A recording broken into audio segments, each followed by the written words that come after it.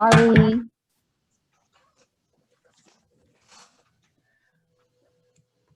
All right. So before we begin, as you heard, this roundtable will be recorded and shared on the council's roundtable page and YouTube.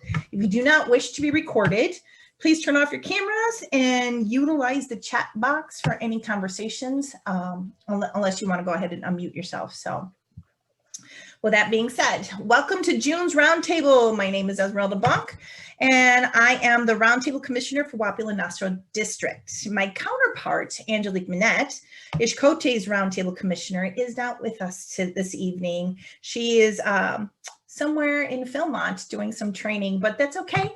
I have her better half with me to help assist. But don't worry, she might appear sometime this evening. So let us begin. All right, please prepare yourself for the pledge, oath, and law.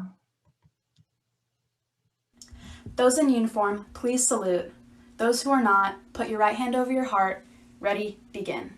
I pledge allegiance to the flag of the United States of America and to the republic for which it stands, one nation, under God, indivisible, with liberty and justice for all. On my honor, I will do my best to do my duty to God and my country, to obey the Scout law, to help other people at all times, to keep myself physically strong, mentally awake, and morally straight. A Scout is trustworthy, loyal, helpful, friendly, courteous, kind, obedient, cheerful, thrifty, brave, clean, and reverent. Excellent. You may be seated for those who did rise. Let me present to you John Malaris to lead us in prayer, so please prepare yourself.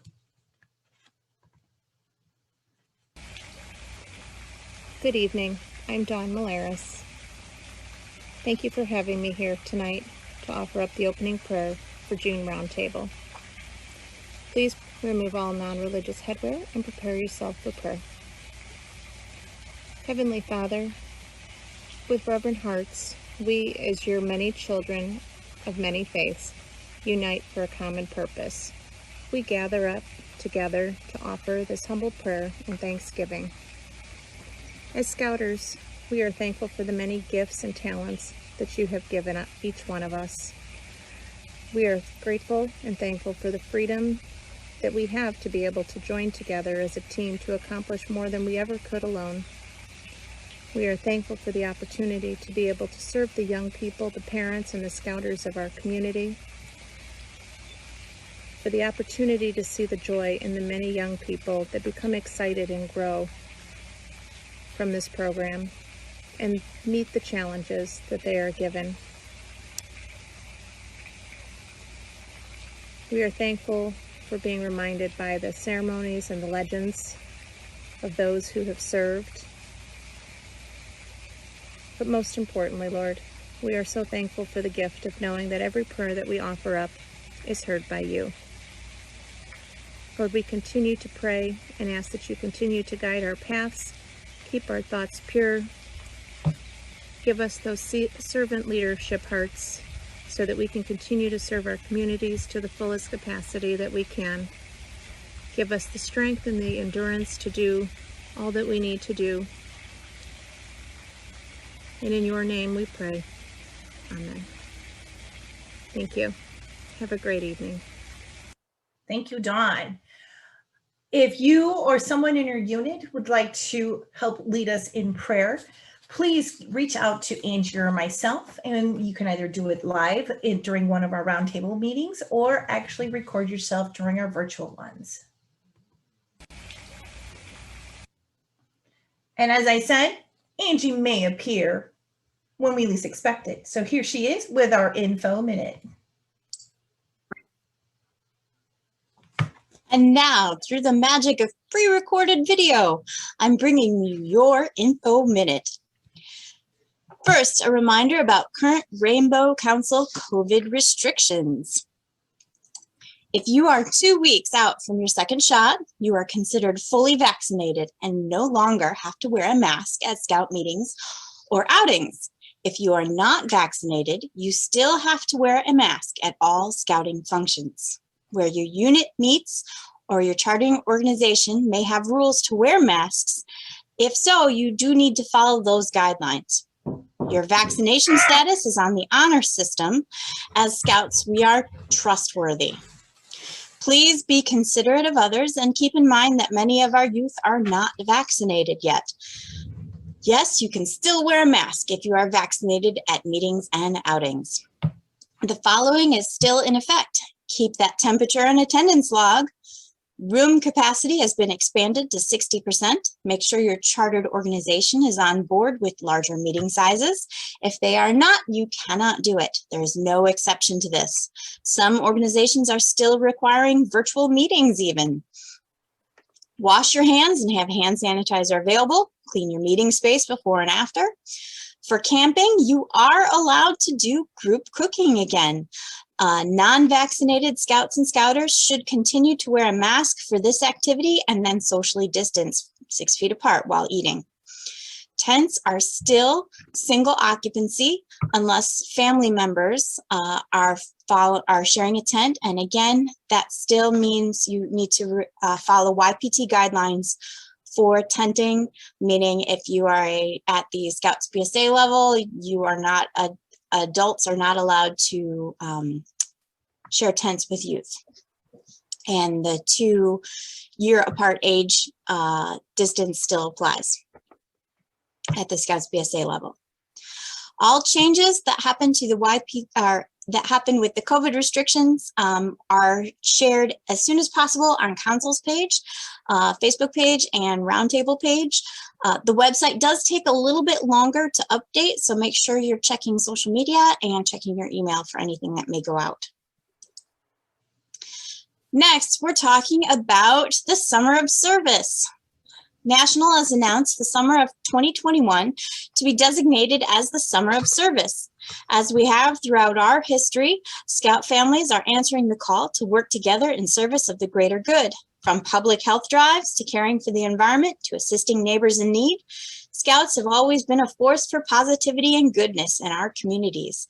Go to the Summer of Service website and find out how your unit can get started earning their Summer of Service patch. Wood Badge. The Wood Badge early bird registration has closed, but we are still accepting people to sign up for Wood Badge and encouraging people to sign up for Wood Badge, which is a 5-day course taken over 2 weekends for any pack, troop, crew, ship, or board leader 18 years or older, fully trained in their position and looking to increase their leadership skills. Scouters interested in taking Wood Badge are committed to the program and want to do good things and make a positive impact. Wood Badge will be held October 9th through 11th and October 23rd and 24th, and registration is open online. Summer camp. Summer camp season is upon us. Yay, we get to go back to camp. Don't forget those Part C medical forms. If you are going to week-long sleepaway camp, you do need those, and they need to be signed by your physician for both adults and youth. Adult leaders attending Scouts BSA summer camp, be sure to check that large assortment of leader training available during your stay at camp. And please remember that if you are going to be away from your troop for a large portion of time to attend one of those trainings, you do need to make sure you have a second adult present for your youth. In other programming news, 19 Cub Scout adventures will be retired on May 2022. See Scouting Wire for more info. Belt loops will be available until they are sold out, and there is no word if they are replacing those adventures with anything else. We're also looking forward to see you soon for some weird science, Cubs. For now, we have some great news to share. Registration has been extended for both Joliet and Bolingbrook day camp locations. You can now register for Joliet through June 9th and Bolingbrook through June 16th. We've added youth volunteers to the registration forms, so Scouts BSA who are first class or have the recommendation of their Scoutmaster may now volunteer to help run program stations. Great service hours. We have also just opened the Tot Lot registration. Tot Lot is available to siblings whose parent is volunteering for that day. The cost of Tot Lot is $5 per day. Volunteers are still needed for all Cub day camps, but especially medics. If you're interested in being a medic for camp and have first aid training, please contact the Service Center. Slammers sleepover. Joliet Slammers are having a Scout sleepover on August 14th. This is an event not run by Rainbow Council. It is run by the Joliet Slammers. So if you are interested in participating, it's for all Cubs on up through Scouts PSA and adults, please go to the Slammers website for more information. Jamboree. Jamboree is also started for the year. Jamboree is worldwide Scout 10-pin bowling competition. Scouts from all over the world are competing. You put together a team of your youth and go to any bowling alley of your choice, and it can be Cubs on up through Scouts BSA and Venturers to form teams. You keep track of your score and you enter them on the Jamboree website, and there are prizes and bragging rights. Scout Life has a reading contest that is available through the Scout Life magazine. There are some cool prizes, including a gift certificate to Scout Shop. So check your child's Scout Life magazine for more information. Finally, do you have anything to add to our info minute? Please don't hesitate to reach out to Esmeralda or I, and we can add it for next month's info minute. Thank you, Angie. This month's Scout Law point is brave. From the Scout Handbook, a Scout can face danger although he is afraid. He has the courage to stand for what he thinks is right, even if others laugh at him or threaten him. From a young boy getting up the courage to look under his bed at night to an old man sharing stories to his life while on his deathbed, bravery comes in many shapes, sizes, and degrees. Bravery is certainly not the lack of fear, but the strength to overcome that fear. Without fear, there is no need for bravery. Fear is a feeling you have based on your surroundings. If you sense danger, you feel fear. It's a natural and useful feeling. When a Scout experiences fear, he can either control it or let it control him. Courage controls fear and allows a Scout to keep a cool head, rise above the danger, and act in a brave way. When fear controls the person, he loses his sense of honor. His gut instinct of self-preservation takes over, causing acts of cowardice. As a Scout matures, they must understand the tense feelings that comes up in their body when they experience fear. They need to train themselves to respond to that feeling with a courageous rather than cowardly response. The specific situation does not matter. What is fearful for one person with little experience may be of no concern for someone else that has been through it before. Shooting a rifle, swimming underwater, climbing a tree, giving a speech, hiking at night are all examples of tasks that may be quite comfortable to one person, but terrifying to another. Bravery is not needed for the one, but necessary for the other. A Scout's moral ideals also help them to be brave when faced with challenges whose overcomes may only ever be known to them. Whether walking past a crying child without stopping or glancing at a classmate's test, fear can make us take the easiest, safe path. Fear of failure, fear of the unknown, fear of looking foolish. Fear takes many forms and may cause bad habits. Making excuses and blaming others for mistakes rather than accepting the blame for actions and apologizing for mistakes are habits formed of fear. The Scout brave enough to accept consequences for their decisions is brave indeed. A Scout is brave. This month's Leader Award is a Den Leader Award. This award recognizes Den leaders who have completed training, tenure, and performance requirements. It is available for lion, tiger, wolf, bear, and Weeblo den leaders and can be earned in each position. But tenure must be completed separately for each award.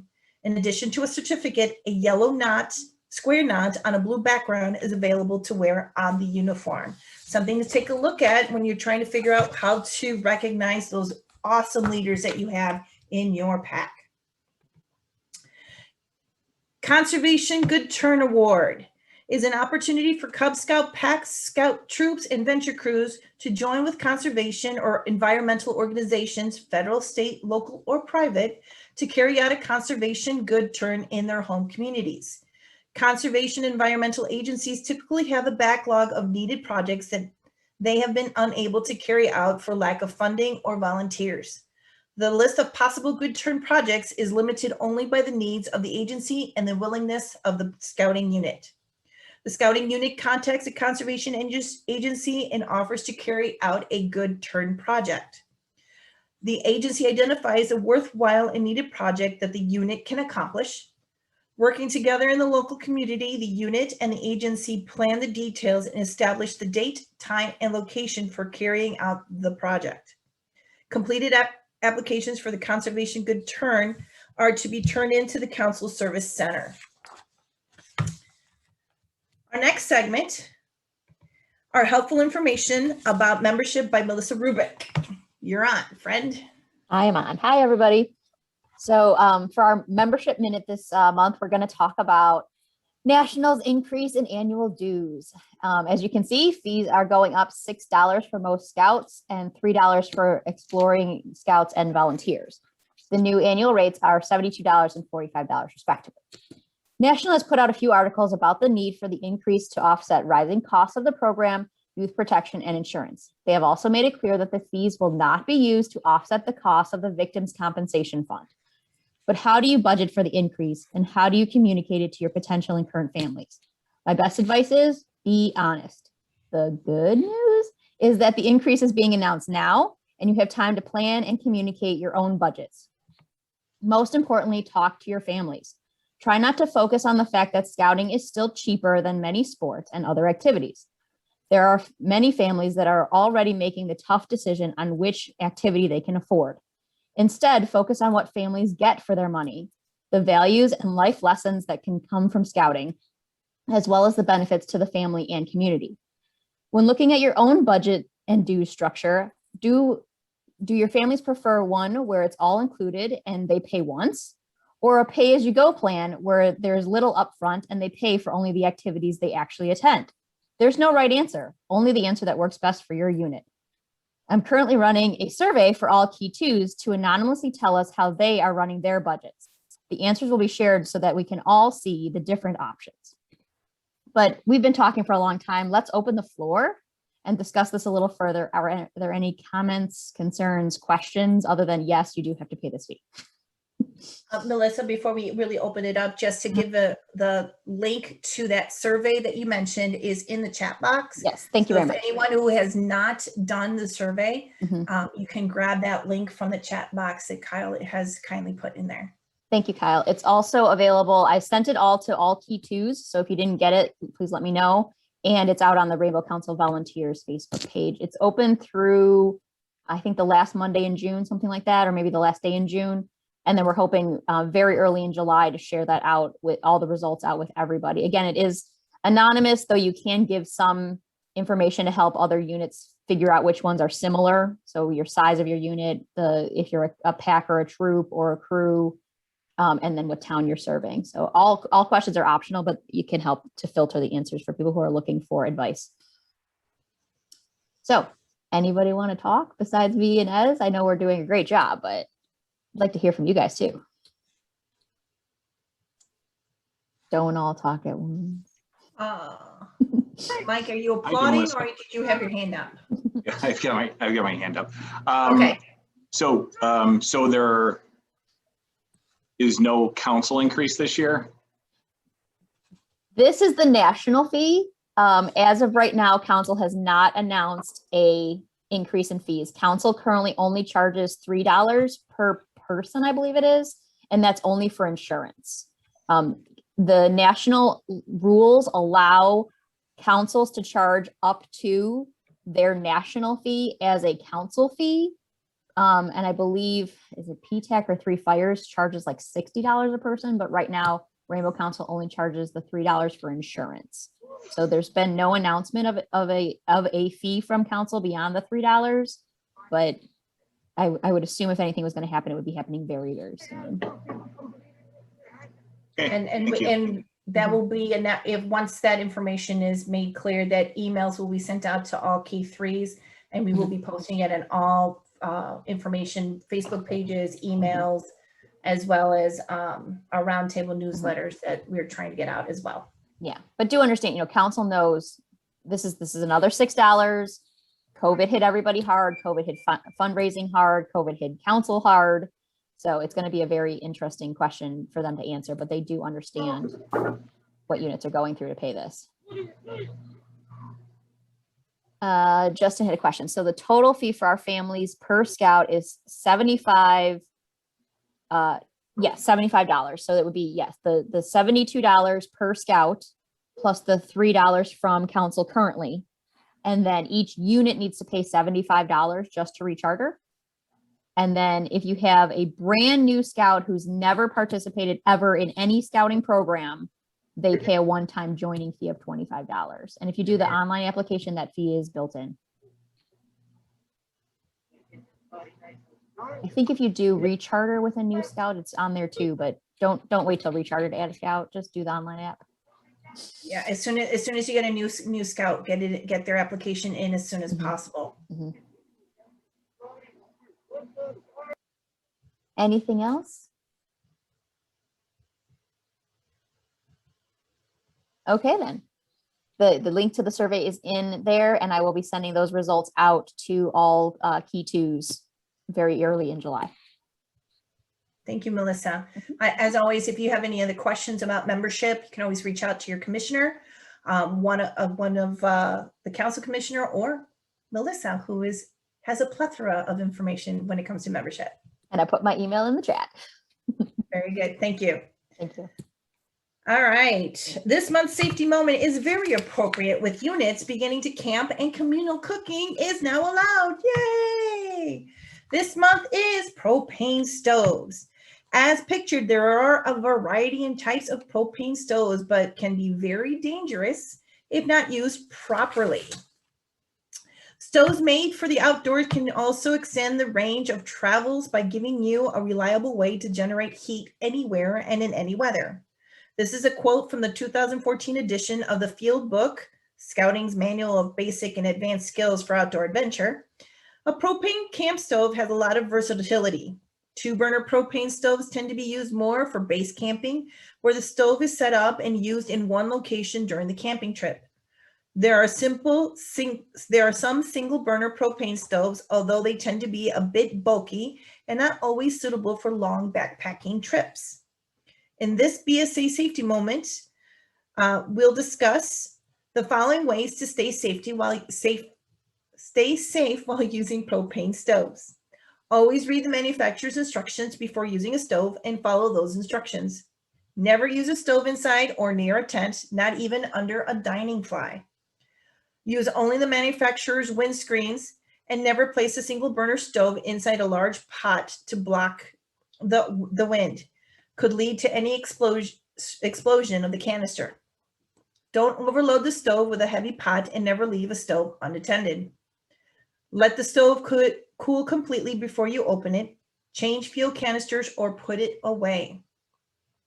Keep all propane canisters away from sources of heat, even if they are empty. When changing canisters, or if you suspect a problem, test for leakage by using a solution of 1 tablespoon of dish soap mixed with 1 cup of water. Lightly sprinkle the soap water solution over the connections and fittings between the propane canister or tank and the stove. If you see bubbles from any connection, turn off and disconnect the propane canister or tank and reconnect properly. Most connections can be hand tightened. Small propane canisters cannot be refilled. Many states have laws regulating the types of propane tanks that can be refilled. Visit a local authorized propane dealer for more details. So there you have it, our safety moment for this month. So for our general topic, it's going to be a little bit different today. We're going to have a short conversation and kind of help each other out to handle various situations or scenarios that we may or may not or could encounter in our units. So here's our first scenario. It's on photo etiquette. So you are an adult leader and a parent from your unit reaches out to you with concerns about their child's pictures posted on social media during a scouting event. They explained that due to an unfortunate custody concern, their child is not allowed to have a social media presence. So your question is, how would you address this with your unit leaders and families? And how would you handle this to not exclude scouts and families? I'm going to stop sharing for a minute so I can see what you guys are thinking. Don't all talk at once.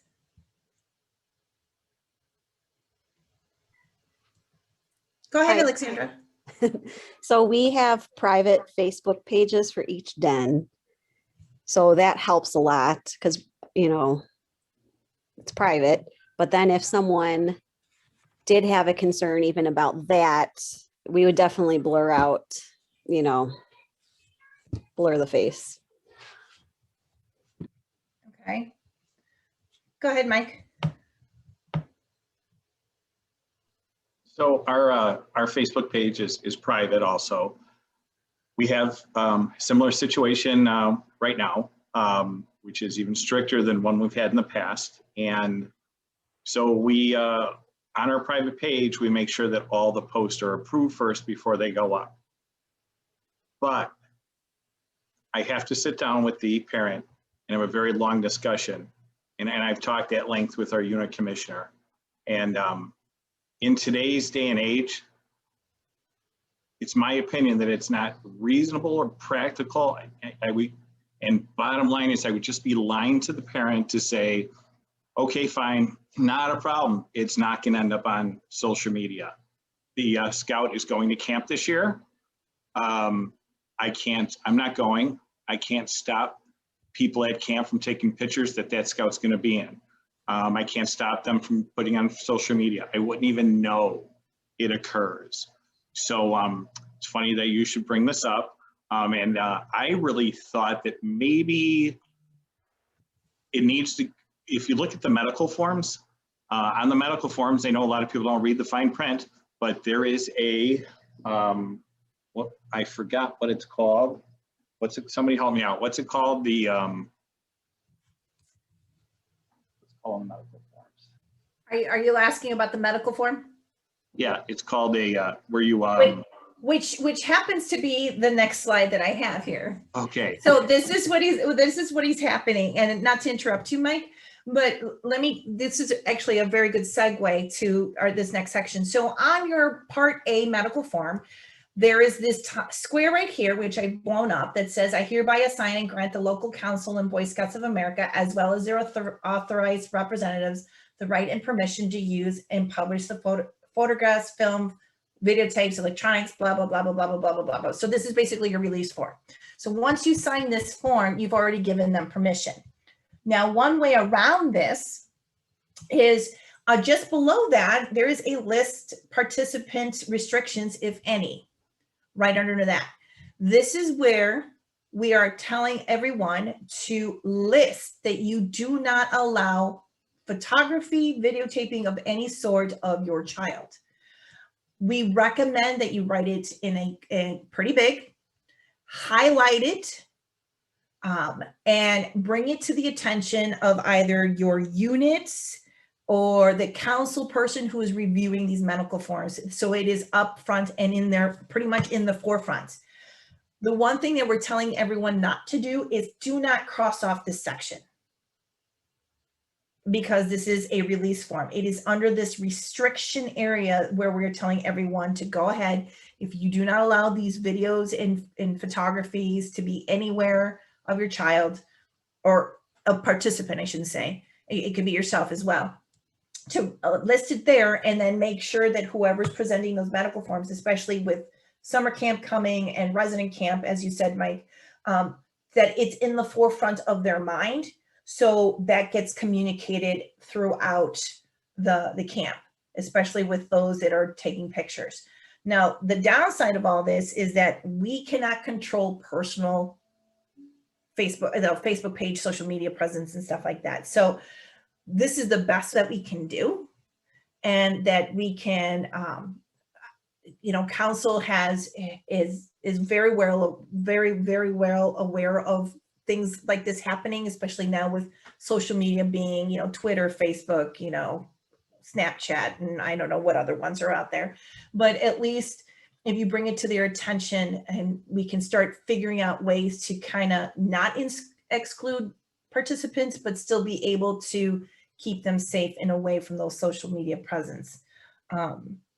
So that's the best I can tell you. But you were saying, Mike, I'm sorry, I kind of took over what you were saying. No, that's exactly what I was making reference to, and exactly what you said, in that you really can't control it. And when I read the informed consent, I would think that, now I'm making this up, but I would think, and I don't mean to go against what you said, but I would think that legal national counsel puts that in there so that everybody's aware that this is the way it is and there's nothing we can do about it. Participant restrictions, when I read that, I think, my scout isn't allowed to shoot a bow and arrow because I don't want him to, shoot somebody on accident. But that's, not for me to say. That's, for you guys to say, and that's what we're having them do. And yeah, so no, you're right on. Yeah. Right. Thanks. Thank you. Yeah, and if you really think about it, most public schools have the same thing. By signing your handbook, you're giving permission, but if you don't want it, you have to sign this form and turn it in. So in a legal standpoint in the public schools, we need to be very well aware of that, where if we do happen to take photos of that particular participant, we have to blur it out. So best practice is, like someone else said, I think it was Alexandra, right? Blurring out the face, putting a smiley face over that. If best practices, if it's not your kid or if it's not your participant, blur it out and just leave it like that. So something to communicate with your units. Any other suggestions? So the one thing my former PAC was thought about is that this only covers the forms, the people that you have Med Form A for, which maybe you need to extend Med Form A to people beyond your scouts and parents and volunteers. But especially in Cub Scouts, you have a lot of siblings running around.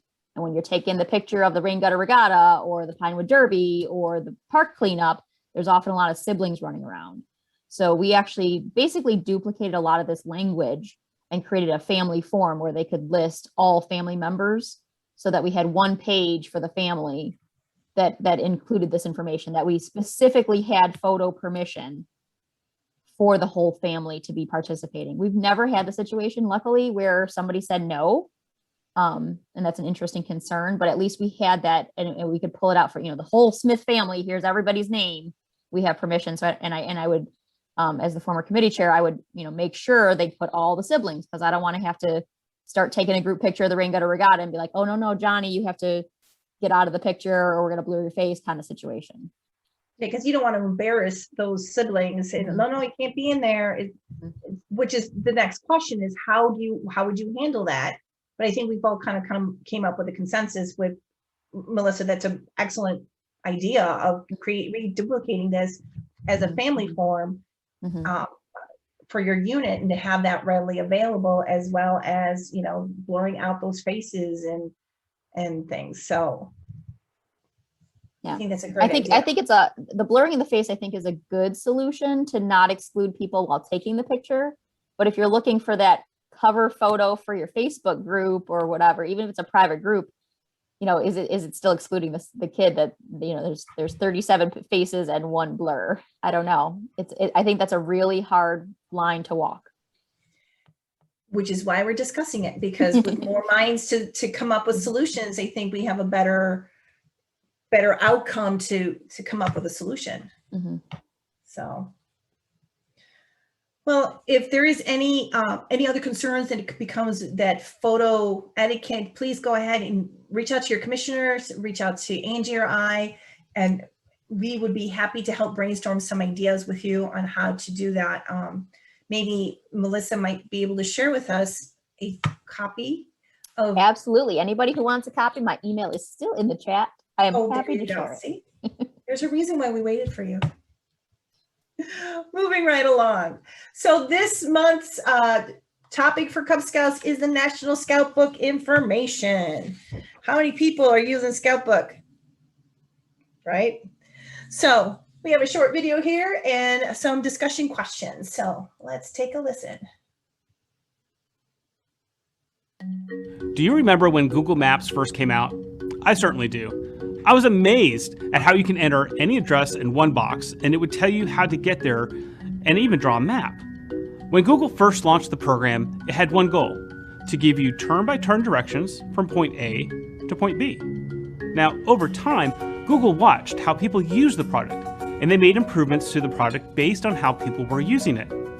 Today, Google Maps has three-dimensional images, street views, and in some areas they even have augmented reality.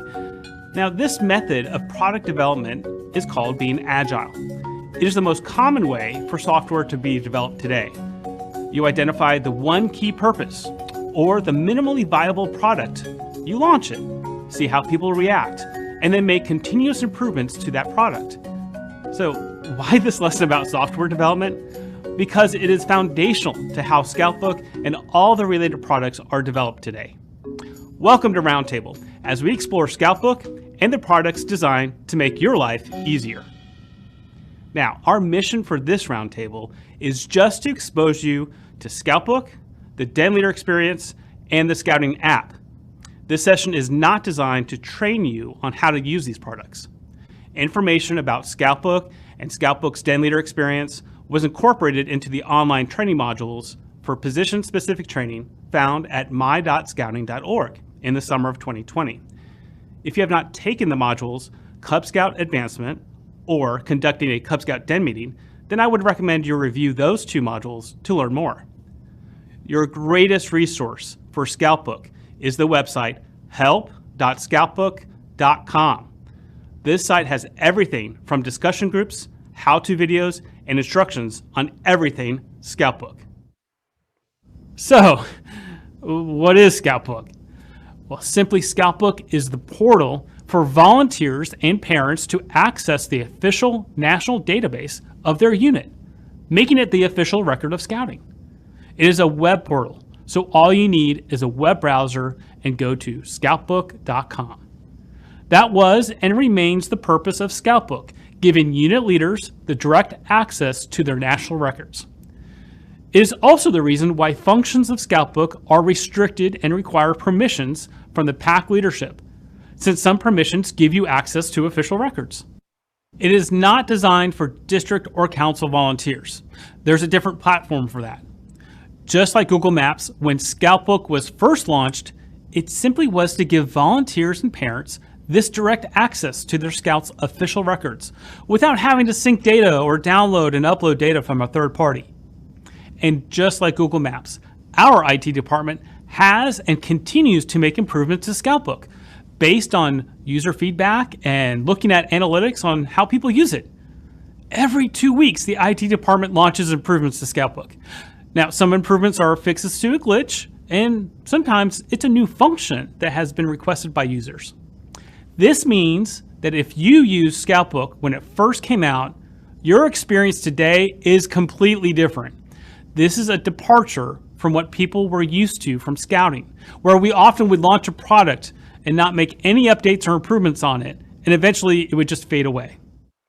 Some of the members of our IT department are volunteers in Scouting programs too, just like you, and they also work with a volunteer group dedicated to the consistent improvement to Scoutbook. Now, they have a good understanding of the challenges, and if I have learned anything from working with this great team of professionals, it is that what may sound like simply adding a button isn't always that simple. Now, Scoutbook can also be accessed by parents. At first, parents would access Scoutbook the same way leaders do, by going to scoutbook.com. However, we listened to parents who said that that user experience in Scoutbook for parents was not a positive one. And from the feedback came the development of the Scouting app. The Scouting app is the parents' portal to Scoutbook. It is not for leaders. Now, unless you have a child in Scouting. The Scouting app is what is known as a native app, which means it uses your operating software of your device. Now, what this means is that parents need to download the Scouting app from the App Store or Google Play. As a parent of 2 Scouts, I love the Scouting app. The user experience is simple and intuitive. When I log on, my first screen is a calendar. And the best part is that it's not just one calendar. Now, I have 2 children in 2 different units. The calendar I see is for both units, so I don't have to toggle and go back and forth between unit calendars. I can see each of my child's progress towards their rank, and all their achievements have a digital badge. Now, make sure that you work into your PAC program a time to have parents download the Scouting app so they can stay connected. The last feature of Scoutbook I want to share with you is Scoutbook's Den Leader Experience. Now, what is the Den Leader Experience? It is a feature of Scoutbook. When you go to scoutbook.com, you will see a button on the top right hand that says Log in as Den Leader. This takes you to the Den Leader Experience. This feature of Scoutbook was designed to greatly reduce the amount of time it takes to get a new Den Leader prepared to start meeting with their den. In a matter of minutes, a new parent who knows nothing about Cub Scouting can schedule all their den meetings for the year and get access to everything they need to run each meeting for the whole year. The Den Leader Experience, since it is a feature of Scoutbook, is constantly being improved based on user feedback and how people use it. Now, for example, we noticed that many were using the Den Leader Experience on their desktop compared to their mobile device. So we made improvements to the desktop interface. In the Den Leader Experience, we put all the resources a Den Leader needs in one place, including features a Den Leader needs to do common administrative tasks. Since this is Scoutbook, anything done in the Den Leader Experience is being reflected in Scoutbook and vice versa. One of the greatest features of the Den Leader Experience is that it automatically tracks advancement. After each meeting, the Den Leader takes attendance, and when they do so, the requirements that were done in that meeting are automatically recorded for each Scout. When a required adventure is completed, an email is sent to each parent congratulating them and explaining to them what their child accomplished and why it is important. When a Cub Scout is marked absent from a meeting, parents who are connected to their Cub Scout through Scoutbook are sent an email letting them know that we missed them and what requirements were completed during the meeting they missed. They also get a notice in the Scouting app. It informs them what page in their Cub Scouts handbook the requirements they missed are located so they can complete them at home. This information is also on the Scouting app. When they complete it at home, the parent can simply go into the Scouting app and mark their requirements as completed, and it will update their child's advancement in Scoutbook. Now, that's some cool stuff. There are so many other features of Scoutbook, the Scouting app, and the Den Leader Experience. Our purpose today was to expose you to these products and direct you to help.scoutbook.com, which is your one-stop shop for everything Scoutbook. Now, it is time for you to share with your fellow leaders. Here are some questions for you to consider. Does your unit use Scoutbook? And if so, what features do you use? If you use Scoutbook, what is your favorite feature? Do you have all your parents connected to their Scouts in Scoutbook? If so, how did you do that? Do your parents download and use the Scouting app? If so, how do you make your parents aware of the app? How many people have used the Den Leader Experience? If you've used the Den Leader Experience, what is your favorite part? All right, look forward to those discussions, and I look forward to seeing you next time. And there you have it. All right, so let's open up the floor. Hey, someone likes that, the calendar, right? Go ahead, Laura. There we go. Is that Den Leader Experience available to Lions? Does anybody know? There's no technical Den Leader for Lions. It should be to your leader lead, if I were to, but I can look at it. I haven't tried for lions. They're new. Okay. Does any den leaders or membership person, do you happen to know this, Miss Melissa? I don't. The den leader experience has really changed in the last 2 years. So And I've been out of Cub Scouts for a while, so it's I don't. possible that they did have something. I know that it did include the leader guides out there, so I would think it's available for Lions as well, but definitely worth checking out. Unfortunately, if you aren't, it's very focused to what your roles are in Scout Book. So if you're a Tiger leader, you can see the Tiger leader portal. If you're the committee chair, you can't see the Tiger leader portal. So I don't know. I am not only the committee chair, so I can see everything, but I'm also the den leader for my daughter's lion den. And when I just went to it and clicked on it, it is available and shows Den 10 as an option. Okay. Do you have yourself as den leader? Yes. Okay. We just put like 2 of us as like adult leader or something, but it wasn't den leader. If you're the adult partner, you might not have access to it. So as Melissa said, that if you, it depends on how you're described on Scout Book. On Scout Book, thank you. Yeah, but what Laura's saying is there was or still is a limitation. Scout Book still doesn't fully recognize lions. No. And it's really tricky. I know that like awards like the Messengers of Peace, they should be able to earn it, but you can't go to the den to earn it. You have to enter it through the whole pack. So there's some little funky workarounds for lions. That might be another one. But if Becky, if you were able to get them as a den leader for the Lions Den, yes, that should be good enough. So Laura, I'm looking now to see what I'm listed as, because I know I have access to everything, so that may change it. Yeah. Let me see what I'm listed as on that den. I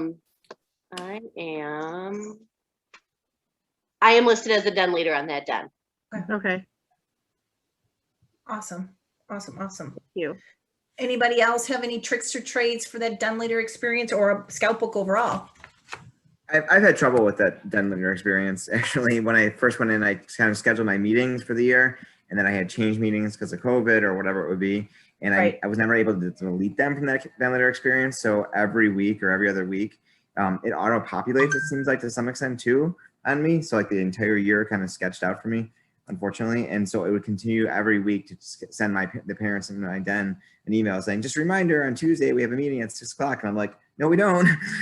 So just, I think I agree with what was said as far as it being relatively new and working out some of those bugs.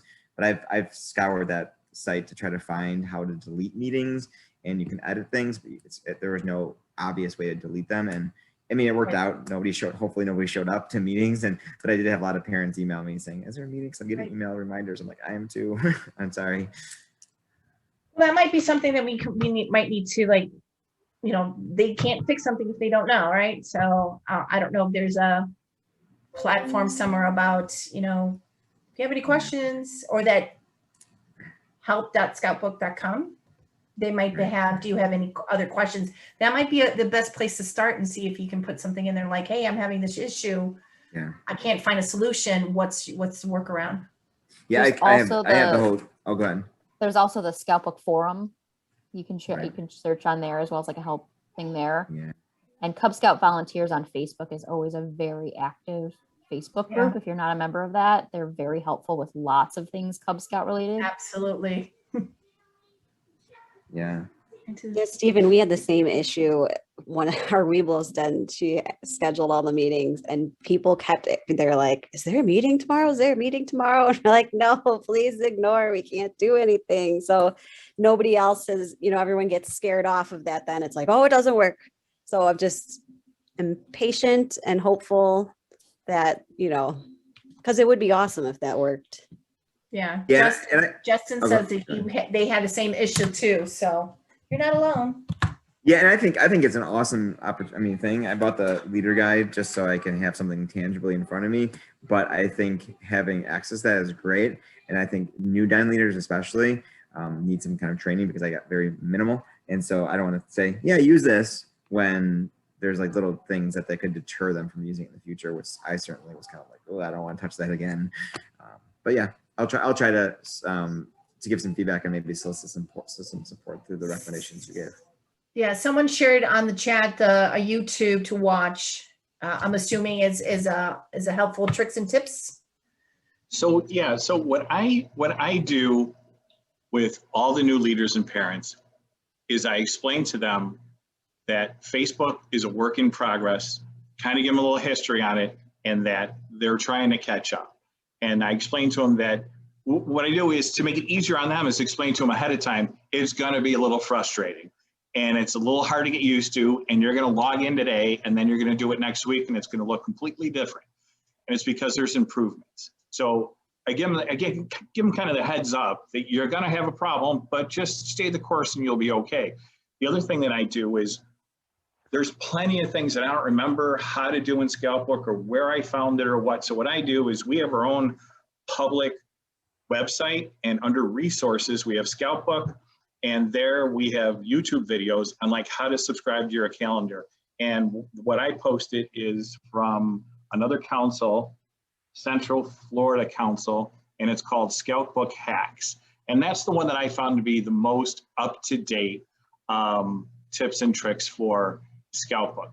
So when I find something, you know, I take and I post it on there. That way my parents not only have one place to start and look, so one place to start and look even for like the 7-5 Facebook pages from council or something else, it's all, so they can always start at our website to find what they need. So that's one of the things that we have that helps us with Scoutbook. Thank you for sharing. So how do you guys get your parents? Is it just when new parents come in, you say, okay, this is what we do for our main conversation or point of communication, or do you sit them down? Do we have a parent meeting going, okay, everybody needs to do this? I mean, how do we get our parents to be part of this experience, to use that app? I've just told them as they join, I have a welcome to our PAC email. And in that email, it says, you know, go to the website. And when they get the, once we approve their child, they get that email to click the big red button in the middle of the email to link their account to Scoutbook. That usually has to be sent out about 3 times before they actually click that button. But tell them there is an app. And most of them can figure it out on their own. The ones, so my son is a wolf, so the wolf and the tiger and the lion parents all seem really good at it. I've talked to some of the older kids and it seems like the parents aren't willing. I don't know what the age of the kids has to do with anything, but maybe because we're starting right when they join, hey, the first thing you do is get on Scoutbook. And then the first time we meet in person at a den meeting or a PAC night, you know, part of it is asking who needs help with their Scoutbook app, and then we'll go around and help. Having a parent meeting would probably be helpful, but we've had just people are joining like every couple of weeks we get a new person, so we're able to work with them one-on-one to get their devices working. Justin posted a checklist, a new member checklist. That's a good idea. Hey, did you sign up for this? Did you do this? That's a really good idea. These are all great things for a new member coordinator to do, or a membership committee to do. If anybody's looking to help with membership, just a thought that, you know, a lot of families are deer in the headlights. Even if they were Eagle Scouts, things are different now than they were when those parents were Eagle Scouts. So always good to have somebody dedicated to onboarding new members beyond just getting that app filled out, and making sure they feel welcomed and know the lingo and know the tools. The go-to person. Yes. Excellent.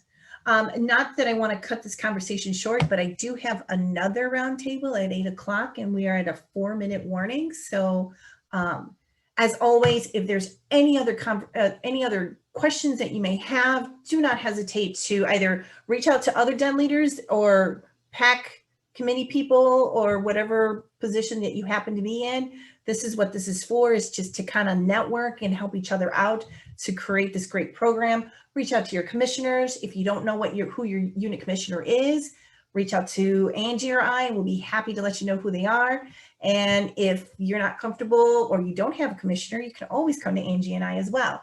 So with that being said,